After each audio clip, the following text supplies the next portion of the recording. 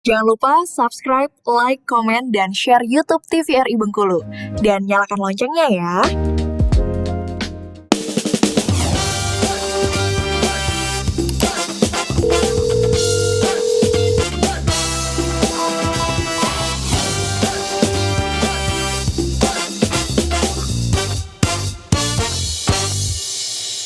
Halo Sobat Sehat, terima kasih Anda masih bersama kami dalam Dokter Kita. Bersama Kita Sehat dengan tema kita kali ini membahas mengenai benarkah obesitas dapat memengaruhi kesuburan. Masih bersama dengan kita ada Dokter Dodi dan juga Dokter Putri. Tadi seperti apa dok yang tadi gangguan pada pria atau laki-laki?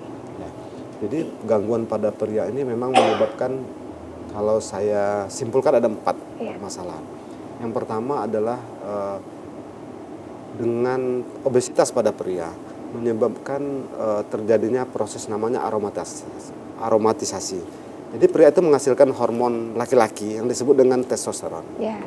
Pada obesitas, proses aromatisasi ini berlebihan, sehingga yang banyak justru estrogen, perempuan, hormon perempuannya yang banyak.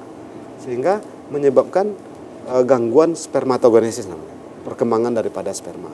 Itu yang pertama. Yang kedua, akibat leptin yang banyak juga menekan hormon-hormon yang berada di pusat otak, sehingga menyebabkan kerusakan juga pada daerah sperma. Yang ketiga, apabila obesitas ini adalah visceral, maka dia di testisnya itu akan juga terjadi penumpukan lemak ya. Sehingga suhu di testisnya lebih tinggi. Sehingga hal ini juga menyebabkan terjadinya sel sperma jadi tidak baik karena lebih panas. Kemudian yang keempat, obesitas juga menyebabkan gangguan aliran darah ke penis, sehingga menyebabkan terjadinya disfungsi ereksi, kualitas berikut. Nah, itu beberapa faktor yang mempengaruhi pria Kesuburan pada dalam mengalami obesitas, sehingga secara akhirnya kualitas sperma jadi tidak baik. Kira-kira. Berarti fertilitas itu 50-50 ya dok ya, perempuan dan laki-laki faktornya, tidak cuma di perempuan saja. Ya benar, kita harus menangani keduanya, yang mana yang obesitas. Berarti terjadi juga kalau misalnya perempuannya baik-baik saja, bisa jadi masalahnya di laki-laki gitu. Maka dalam kerangka fertilitas, kita tidak hanya memeriksa perempuan. Kita misalnya, kalau dulu kan perempuan ya. Iya, cenderung biasanya kalau dulu ya perempuan yang disalahkan begitu. Ternyata dia punya porsi yang sama. Yang sama untuk menyebabkan terjadinya gangguan. Baik, semakin menarik ya pemirsa, mungkin langsung saja kita simak kembali, silakan dok. Kalau pada perempuan, ini tetap cara meningkatkan fertilitas ini. Yang pertama adalah perubahan gaya hidup. Nah, pertama makanan. Nanti kita akan bahas lebih banyak tentang bagaimana sih sebenarnya cara menurunkan berat badan, kira-kira begitu ya. Secara alami barangkali begitu.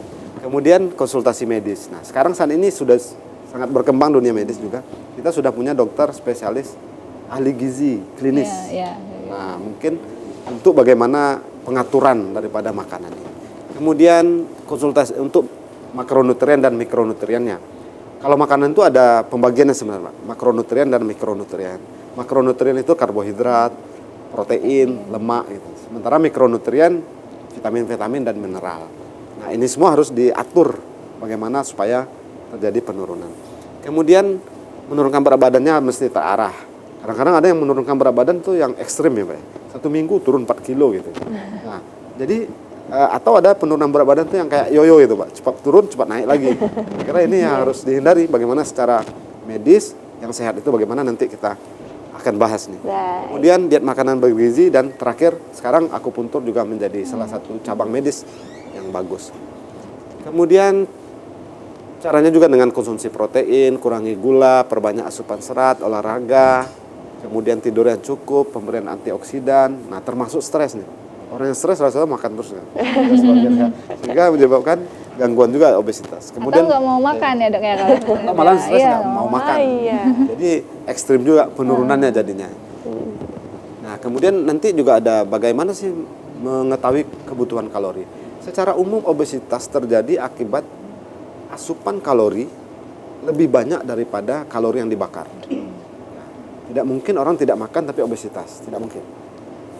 saya ini udah 2 tahun nggak makan dok, tapi saya tetap berat saya besar gitu. Saya tidak mungkin, tetap dikurangi gitu. Jumlah yang banyak dikurang dengan pengeluaran, itulah kelebihan kira-kira begitu. Kemudian ya cara lainnya tentu ini obat-obatan, tapi ini kita tentu saja dengan obat-obatan seperti yang disebutkan ini adalah pilihan dan ternyata memang juga mempunyai efek lain. Makanya ini bukan menjadi pilihan utama. Kemudian ada yang endoskopi lambung, ada yang artis tuh yang di lambungnya diperkecil. Iya. Atau dengan bariatri sukleri. Jadi bagaimana makanan itu tidak terserap di usus misalnya. Ini operasi-operasi ini dilakukan dan semakin meningkat pengetahuan, semakin canggih ya kira-kira. Sekarang rahim bisa, lambung bisa dikecilin supaya makan sedikit langsung kenyang sehingga bisa turun gitu. Oke. Mungkin itu pembahasan yang Baik, terima kasih dokter. Nah, jadi tadi menarik sekali yang terakhir ya, ada tindakan operasi begitu ya untuk memperkecil lambung gitu. Tapi untuk manualnya, secara manual pribadi atau bisa dilakukan secara mandiri itu bisa mengurangi asupan makanan setiap hari sehingga lama-kelamaan katanya lambung tuh bisa mengecil sendiri dok. Benar nggak sih itu dok? Jadi tujuan daripada alami makanan ini bagaimana asupan yang kita makan tidak memiliki kelebihan dari pengeluaran ataupun pembakaran daripada kalori. Namun yang kurang kita pahami ini adalah makanan mana saja yang sebenarnya ikut berpengaruh baik terhadap obesitas dan terhadap fertilitas. Nah, maka penanganannya yang pertama terhadap makronutrien nih. Yang pertama adalah karbohidrat. Karbohidrat itu menghasilkan kalori. Kita tidak pernah menghitung makan yang kita makan sekarang ini kalorinya berapa. Berapa ya? Ya, sebenarnya kita sudah punya aplikasi Iya. untuk menghitung kalori. Nah, kemudian karbohidrat yang kita makan juga harus, karbohidrat ada 2, ada yang sederhana dan yang tidak sederhana.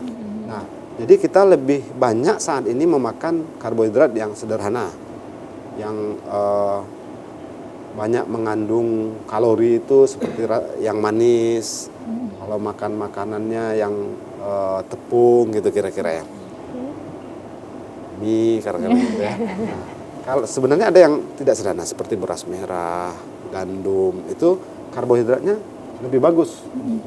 Nah, kemudian kalau terhadap protein, kalau karbohidrat tadi dihindari, sebenarnya yang harus ditingkatkan adalah protein. Jadi cara kita diet itu mengurangi karbohidrat, meningkatkan protein. Nah, protein ini ada yang hewani dan ada yang alami. Kalau yang dari hewani itu seperti ikan, jenis ikan. Kemudian ayam tetapi tanpa kulitnya, karena kulitnya itu mengandung lemak juga. Kemudian daging, daging sapi sepertinya bisa. Kemudian putih telur. Nah, kalau kuning telurnya juga termasuk banyak kolesterol juga ya. Nah, kemudian kalau dari tumbuhan itu atau ya lebih banyak kepada seperti kacang-kacangan yang disarankan. Jadi dengan mengkonsumsi protein yang banyak, maka karbohidrat bisa dikurangi. Karena protein ini proses di dalam perutnya, kira-kira dari lambung sampai ususnya ini lebih lama.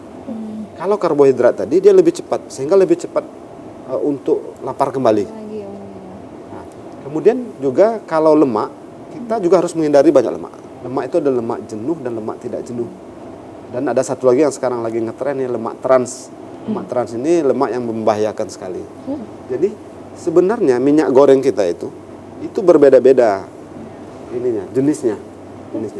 Dan mempunyai smoke point yang berbeda. Smoke point itu tingkat derajat pemanasannya. Nah, apabila kita banyak menghasilkan lemak yang jenuh, maka akhirnya akan terjadi arteriosklerosis tadi, penumpukan di pembuluh darah, kemudian obesitas. Kalau kita kan suka yang goreng-gorengan memang. Iya. Nah itu dok, kalau pengolahan dari makanannya juga berpengaruh kan dok? Apakah proteinnya mungkin kalau digoreng crispy sama dipanggang biasa mungkin berbeda ya dok ya? Baik, nah izin, ini pertanyaan dokter Putri benar-benar menarik sekali, cenderung sepele tapi benar-benar penting. Tapi dijawabnya nanti usai jeda pariwara berikut ya dok ya. Pemirsa jangan kemana-mana, tetap bersama kami dalam Dokter Kito, bersama kita sehat.